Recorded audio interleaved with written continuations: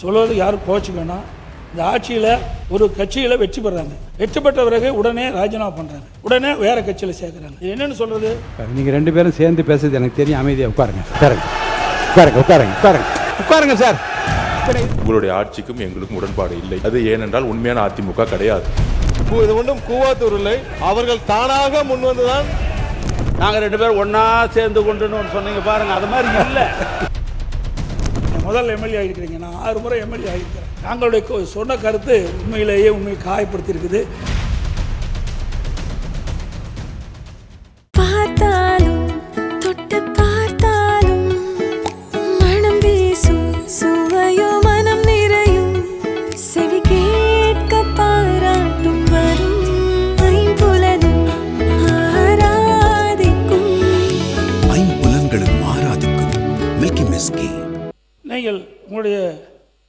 நீங்கள் தந்தை பெரியார், பெருந்தலைவர் கோட்டத்துக்குடி காமராஜர், அண்ணல் அம்பேத்கர், மரியாதைக்குரிய வீரமங்கை நீலாட்சியார் மற்றும் மரியாதைக்குரிய அஞ்சலி அம்மாள் போன்றவர்களை கொள்கை தலைவர்கள் என்று கூறுவீர்கள். அவர்கள் எந்தெந்த கொள்கையில் நீங்கள் பின்பற்றுகின்றீர்கள், முன்னெடுத்திருக்கின்றீர்கள் என்று இதுவரை தெளிவுபடுத்தவில்லை. அந்த கொள்கை முன்னெடுக்க என்ன திட்டங்களை வகுத்துள்ளீர்கள் என்று விவரம் இந்த நிதி அறிக்கையில் இல்லை. இதுவும் எப்போதும் பேசுவதில் ஒரு ஏமாற்று வேலை தானா? கடந்த 3 மாதங்கள் இந்த அரசின் குறிப்பிடத்தக்க சாதனை என்னவென்றால், இதை நான் சொல்வது யாரும் கோச்சுக்கணும். இந்த ஆட்சியில் ஒரு கட்சியில் வெற்றி பெறாங்க, வெற்றி பெற்ற பிறகு உடனே ராஜினாமா பண்ணுறாங்க, உடனே வேற கட்சியில் சேர்க்குறாங்க. இது என்னன்னு சொல்றது? குதிரை பேரம் சொல்ல முடியும். இப்படிப்பட்டதெல்லாம் தவிர்க்க வேண்டும் என்று பொதுப்பணித்துறை அமைச்சர் அவர்கள். அன்புமிகு பேரவைத் தலைவர் அவர்களே, குதிரை பேரம் அப்படிங்கிற வார்த்தையை அவையிலிருந்து நீக்கணுங்கிறத கேட்டுக்கிறோம். 2017 புரட்சித் தலைவி அம்மாவுடைய ஆட்சிக்கு எங்களுக்கும் உடன்பாடு உண்டு. 2017க்கு அப்புறம் வந்த உங்களுடைய ஆட்சிக்கும் எங்களுக்கும் உடன்பாடு இல்லை. அது ஏனென்றால் உண்மையான அதிமுக கிடையாது. அது அம்மாவுடைய அதிமுக கிடையாது. நீங்க சொல்லும்போது உட்காருங்க. குதிரை பேரம்னு சொல்றதுக்கு நான் விளக்கம் கொடுக்கணும். அம்மாவோட அதிமுக இருக்கிற வரைக்கும் நீட் கொண்டு வரப்படவில்லை, ஜிஎஸ்டி கொண்டு வரப்படவில்லை, சிஏஏ கொண்டப்படவில்லை, சிஏஏ கொண்டு வரப்படவில்லை. உங்களுடைய ஆட்சியில் தமிழகத்தினுடைய நலனுக்கு எதிராக டெல்லியுடன் சரண்டர் ஆனீங்க நீங்க. அதனால்தான் எங்களோட முதலமைச்சர் நீத்து போன அதிமுகன்னு சொன்னார். அதனால உங்கள் மீது நம்பிக்கை இருந்தால் சட்டமன்ற உறுப்பினர்கள் ரிசைன் பண்ணி தமிழக வெற்றி கழகத்தில் சேர வேண்டிய அவசியம் இல்லை. உங்கள் தலைமை மீது அதிமுக தொண்டர்கள் முழுவதுமாக விலகியதால் தான் தமிழக வெற்றி கழகம் உண்மையான புரட்சி தலைவர் எம்ஜிஆருடைய விசுவாசிகளும் அம்மாவுடைய விசுவாசிகளும் இன்றைக்கு தமிழக வெற்றி கழகத்தில் இணைந்து பணியாற்றிட்டு இருக்கார்கள். அதனால உங்களுடைய வார்த்தைகள் குதிரை பேரம் சொல்வது என்பது தவறு. கிட்டத்தட்ட 40 நிமிடம் பேசிக் கொண்டிருந்தார் முன்னாள் முதலமைச்சர் அவர்கள். நாங்கள் எதுவும் பேசவில்லை. ராஜினாமா செய்ய வேண்டியது அரசியலமைப்பின்படி எல்லோருக்கும் உரிமை இருக்கிறது. ஒரு கட்சி தலைமை மீது நம்பிக்கை இழக்கும் பொழுது முன்னாள் அமைச்சர்களும் சரி எம்எல்ஏக்கும் சரி விலகி மாற்று கட்சிக்கு சேருவது இயல்பு. அதனால் அவையில் தேவையில்லாமல் சில வார்த்தைகளை சொல்லக்கூடாது எங்களுடைய தாழ்மையான வேண்டுகோள். உறுப்பினர் எரிசக்தி துறை சட்டத்துறை அமைச்சர், சட்டத்துறை அமைச்சர் அவர் சொல்லி முடிச்சிருங்க. பேசுங்க, ஏதோ சொல்லணும். இடையில குறுக்கிடாதீங்க. கடைசியா பேசுங்கன்னு சொன்ன இல்லையா? கடைசியா இப்ப பேசுங்க. மாண்புமிகு பேரவைத் தலைவர் அவர்களே, மாண்புமிகு முன்னாள் முதலமைச்சர் பேசும்பொழுது மின்சார கட்டணம் உயர்த்தப்பட்டுள்ளதா சொல்லியிருந்தார். அந்த மாதிரி எந்த வகையிலும் மின்சார கட்டணம் உயர்த்தப்படவில்லை. அது இல்லாமல் மதுரையில் இந்த சிறைவாசி, அதாவது சிறைத்துறையில இருந்த இதுல சிறையில் இருந்தவர் மரணம் அடைந்தான்னு சொல்லியிருக்கார். உடல்நலம் சரியில்லாமல் மரணம் அடைந்தார். அது குறித்து விரிவாக அனைத்தும் அறிக்கையும் கொடுக்கப்பட்டுள்ளது. கடைசியாக இந்த குதிரை பேரம் என்பதை ஏற்கனவே பல முறை பேசிவிட்டோம், அதை பத்தி பேசக்கூடாது என்பது சொல்லிவிட்டோம். ஏற்கனவே இதை பற்றி நான் சொன்னேன். குதிரை பேரம் இல்லை, கழுதை பேரம் இல்லை, முடிச்சிருங்க, பேசக்கூடாது, நீக்கப்படுகிறது சொன்னேன். இப்போ அந்த வார்த்தை நீக்கப்படுகிறது. யாரும் இங்கே கூவாத்தூரில் நடந்ததை பற்றி யாரும் பேசவில்லை. இது ஒன்றும் கூவாத்தூர் இல்லை. குதிரை அவர்கள் தானாக முன்வந்து அவர்கள் தலைமை மீது அதிருப்தி கொண்டு அவர்கள் தானாக முன்வந்துதான் ராஜினாமா செய்தார்கள். இங்கே எந்த கூவாத்தூரும் நடக்கவில்லை.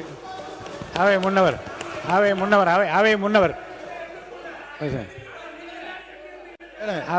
சொல்லுங்க. அவை முன்னவர் பேசுங்க. அவை முன்னவர் உட்காருங்க. நீங்க போய் உட்காருங்க சொல்லுங்க. பேசுறீங்களா? இல்ல நீங்க அவை முன்னவர் அவங்க கிட்ட பேச, என்கிட்ட சொல்லுங்க, பேசுங்க. நீங்க உங்களுக்கு அனுமதிக்கிறேன் தலைவர்களே, நான் பேசுறதா வேண்டாமா? இப்படி கத்திட்டு இல்லங்க, நான் அனுமதிக்கிறேன், நீங்க பேசுங்க. மாண்புமிகு பேசுங்க. மாண்புமிகு பேரவைத் தலைவர் அவர்களே, மாண்பு உறுப்பினர் இல்லை, நான் சொல்ல முடிய வரை விடுங்க. உட்காருங்க ப்ளீஸ், உட்காருங்க. அக்ரி, உட்காருங்க. நான் பேசுறேன் நெருங்க. அவை முன்னவர், நீங்க ஒரு எக்ஸ்பீரியன்ஸ், நீங்க என்ன பார்த்து பேசுங்க, அவங்கள்ட்ட பேசுங்க. மாண்புமிகு இல்ல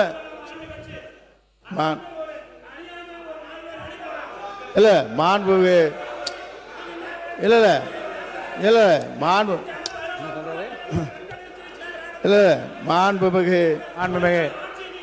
மாண்புமிகு பேரவைத் தலைவர் அவர்களே, உங்களுக்கு மாண்பு உறுப்பினர் பேசுறீங்களா? உறுப்பினர் முக்கூர் போய் உட்காரு. நீங்க உங்க போய் உட்கார், அவங்க இடத்துல உட்காருங்க. இருங்க, பேச வைக்கிறேன், பதில் சொல்ல வைக்கிறேன். உங்களுக்கு பதில் சொல்றதுக்கு அனுமதி தரேன், உட்காருங்க. இல்ல நீங்க மாண்பு உறுப்பினர் முக்கூர் சுப்பிரமணியம் அவங்க இருக்கையில போய் அமருங்க. எல்லாரும் அவங்க இருக்கையில அமருங்க. இப்ப அவர் சொன்னதுக்கு பதில் சொல்ல உங்களுக்கு நான் நேரம் தரேன், உட்காருங்க. பாருங்க, அருமையா இருங்க. 45 இருங்க. முன்னாள் முதலமைச்சர் உட்காருங்க. உட்காருங்க.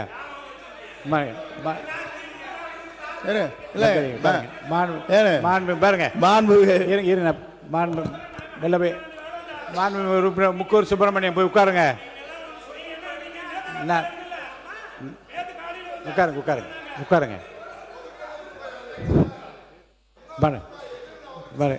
இல்ல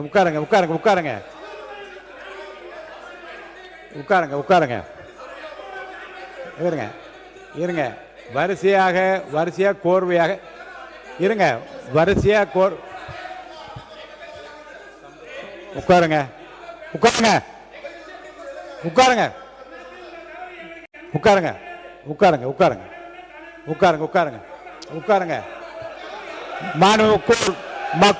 முக்கூர் சுப்பிரமணியம் உட்காருங்க. மாண்புமிகு உறுப்பினர் முக்கூர் சுப்பிரமணியம் எச்சரிக்கிறேன், உங்க இடத்துல போய் உட்காருங்க. சொல்றேன், இருங்க, கேட்கறேங்க. ஒரு இடத்த இருங்க, கேட்கறேன், உட்காருங்க. நான் முடிவு சொல்லிட்டு உட்காருங்க. நான் சொல்றேன், உட்காருங்க. ஒரு 45 நிமிடம் ரொம்ப அருமையா அவருக்கு தெரிந்த கருத்துக்களை, அவர்கள் ஆட்சியில் செய்த சாதனைகள் எல்லாம் விளக்கமாக சொன்னார். அதிகமான குறுக்கீடு இல்லாமல் தான் இருந்தது. ஆனால் கடைசியில் முடிக்கிற போது கடைசியாக சொன்ன அந்த கடைசி பத்தியில் சொன்ன அந்த செய்திகள் தான் எதிர்த்தரப்பில் இருக்கின்றவர்களை, ஆளுங்கட்சி தரப்பில் இருக்கிறவர்களை பேசும்படி அழைத்திருக்கிறது. அதில் இந்த குதிரை பேரம் என்பதை பற்றி ஏற்கனவே நீங்கள் முதல் தொடரில் பேசுகிற போது நான் சொன்னேன், குதிரை பேரம், கழுதை பேரம் என்பதெல்லாம் பேசக்கூடாதுன்னு அவை குறித்து நீக்கினேன். மீண்டும் அதே வார்த்தையை சொன்ன காரணத்தினால உட்காருங்க.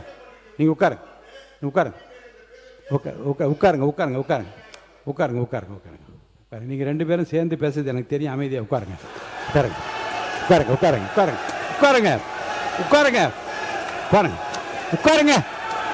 சார். பின்ன இதில் பேசுறதா? அப்போ உட்காருங்க சார். நான் விளக்கம் சொல்றேன். உட்காருங்க. இந்த வார்த்தைக்கு என்ன பண்றீங்க? உட்காருங்க.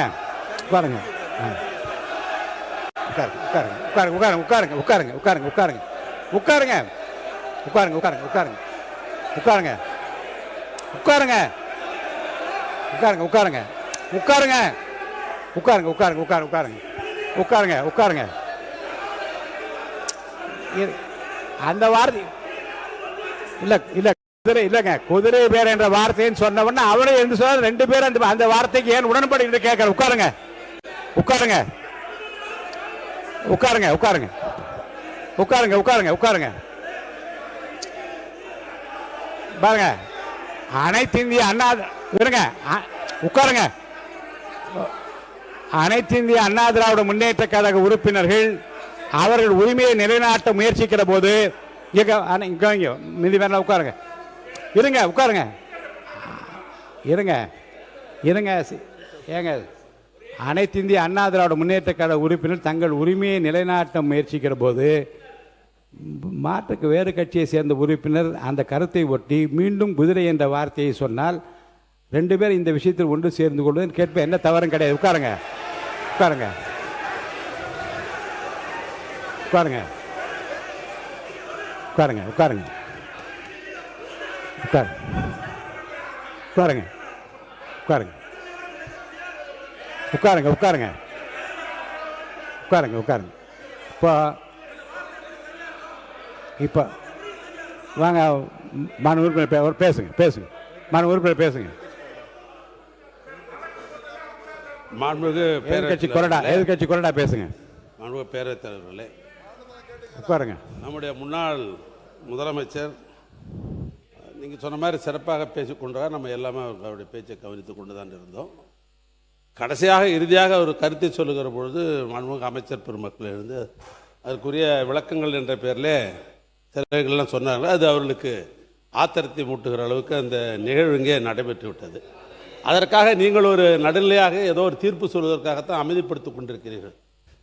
உங்களுக்கு சப்போர்ட் பண்ண வேண்டும் என்ற அந்த அடிப்படையில் தான் எங்களுடைய உறுப்பினர் என்ன சொன்னார்னா, இந்த கழுதை குதிரை என்ற பேரில் ஏற்கனவே வழக்கு மன்றத்திலே வழக்கு நடைபெற்று கொண்டிருக்கிறது, அது ஒன்றும் தவறானது என்று அவர் சொன்னார். அவ்வளோதான். நீங்கள் அதுக்காக அவருக்கு நீங்கள் ரூலிங் கொடுக்கலாம். இல்லை நீங்கள் அதை சொல்லான்னு கூட சொல்லலாம். நாங்கள் 2 பேரும் ஒன்றா சேர்ந்து கொண்டுன்னு ஒன்று சொன்னீங்க பாருங்கள், அது மாதிரி இல்லை, அது மாதிரி கிடையாது. அந்த அவசியம் எங்களுக்கு தேவையில்லை. அது எங்களுக்கு தேவையில்லாத ஒன்று. இல்லை நான் சொல்ல விரும்பியதும் நான் சொல்ல வந்ததும் இல்லை. குதிரை என்று சொன்ன உடனே 2 பேரும் ஒன்றாக சேர்ந்து நான் சொன்னேன். பேரவைத் தலைவர், உங்களுடைய பேச்சுக்கு உள்நோக்கம் கற்பிக்க வேண்டிய அவசியம் எங்களுக்கு இல்லை. அது செய்யவும் மாட்டோம். இல்லை உள்நோக்கம் இல்லை இல்லை அது செய்யவும் மாட்டோம் நாங்கள். ஆனால் என்னன்னா, நாங்கள் எதிர்க்கட்சி என்ற அடிப்படையில் தான் எங்களுக்கு அந்தஸ்தெல்லாம் கொடுத்து எங்களுக்கு எதிர்க்கட்சி என்று வைத்திருக்கிறீர்கள். உங்களுடைய பேச்சை முழுமையாக நடுநிலையாக நீங்கள் நடத்தி கொண்டிருப்பது தான் எங்களுக்கு இருக்கிற பாதுகாப்பை. அவருக்கு பதில் சொல்ல வேண்டும் என்ற அடிப்படையில் ஏதோ ஒரு நிலையாற்றில் எப்படி நீங்கள் சொல்லிட்டீங்க. ஆனால் அது அப்படியல்ல. நாங்கள் வேற கட்சி, அவங்க வேற கட்சி, அவங்க ஆண்ட கட்சி, நாங்களும் ஆண்ட கட்சி.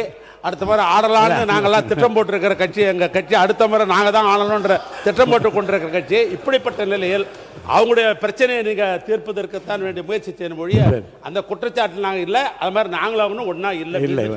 மாநில பள்ளிக்கல்வித்துறை அமைச்சர் அவர்கள் மாநில பள்ளிக்கல்வித்துறை முடிச்சிருங்க. பேரவைத் தலைவர் அவர்களே, உண்மையிலேயே தமிழக சட்டமன்ற வரலாற்றை புரட்டி பார்க்கிற பொழுது நமக்கு கிடைத்திருக்கக்கூடிய பேரவைத் தலைவர் என்பவர் முதல் முறை ஆட்சியினுடைய தினசரி தகவல்களை நேரலையில் தருபவர் மட்டுமல்ல, முழுமையான நேரலை முதல் முறையாக வரலாற்றிலேயே உங்கள் மூலமாக தான் சென்று கொண்டிருக்கிறது. 2 கிட்டத்தட்ட 40 மணித்துளிகள் மதிப்பிற்குரிய முன்னாள் முதல்வர் அண்ணன் எடப்பாடியார் அவர்கள் பேசுகிற பொழுது அத்தனை கருத்துகளும் எதிர்கருத்துகள் இருந்த போது கூட அதை அதிகம் இடைச்சல்கள் செய்யாது முழுமையாக கேட்டு முடித்து, அதன் பிறகு இறுதியில் அவர் சொல்லக்கூடிய சில கருத்துக்கள் மீது அவரே சொன்னார், இது கேட்கும்போது கஷ்டமா இருக்கும்னு. அந்த கருத்துக்களுக்கான எதிர்வினையாக இங்க பேசும்போது கூட ஒவ்வொரு கட்சிக்கும் ஒவ்வொரு உறுப்பினர்களுக்கும், ஆளுங்கட்சி மட்டும் பேசாது, எதிர்கட்சி சகல கட்சி உறுப்பினர்களுக்கும் நியாயமான உண்மையிலே அவர்களுக்கு தேவையான நேரத்தை ஒதுக்குவதையும் முதல் முறையாக வரலாற்றிலே இப்படி ஒரு பேரவைத் தலைவர் கிடைத்திருப்பது எங்களுக்கெல்லாம் ஒரு மிகப்பெரிய பொக்கிஷம். ஆனால் எங்களை போன்ற வளர்ந்து வரக்கூடிய இளம் தலைமுறையை சார்ந்தவர்கள், இங்க இருக்கக்கூடிய அத்தனை பேருமே மூத்தவர்கள், அண்ணன் சுப்பிரமணியனர்லாம் மூத்தவர், இங்க இருக்கவங்க எல்லோருமே பல தேர்தல்களை பார்த்தவர்கள். அவர்களை காட்டி எங்களுடைய தம்பிகளுக்கும் தங்கைகளுக்கும் நாங்கள் இப்படி இருக்கணும், டெக்கோரம் இப்படி இருக்கணும் சொல்ல வேண்டிய நேரத்தில் பேரவைத் தலைவர் எழுந்து நின்றால் அனைவரும் அமர்ந்து விட வேண்டும். உங்களுக்கு தெரியாத மரபல்ல. நீங்கள் எழுந்து நின்ற பின்பும், நீங்கள் பலமுறை சொன்ன பின்பும் அப்படி கூச்சலிடுவதோ நடு மன்றத்திற்கு வருவதோ ஏற்புடையதல்ல. கருத்தை கருத்தால் எதிர்கொள்வோம். நீங்கள் சொல்லக்கூடிய விமர்சனத்தில் ஆக்கப்பூர்வமான விமர்சனங்கள் இருந்தால் அதை முதலில் செவிமடுத்து அதை செயல்படுத்து என சொல்லக்கூடிய தலைவர் தான் எங்களுடைய மாண்புமிகு முதல்வர். நீங்கள் பேசுகிற பேச்சில் ரசிக்கும்படியான பேச்சு இருந்தால் அதை பாராட்டக்கூடிய முதல் ஆளாகவும் தமிழக வெற்றி கழகம் தான் இருக்கும். எனவே ஆக்கப்பூர்வமாக, ஆரோக்கியமாக கருத்தை கருத்தால் எதிர்கொள்வோம் என்பதை உங்கள் மூலமாக தெரிவித்துக் கொள்கிறேன்.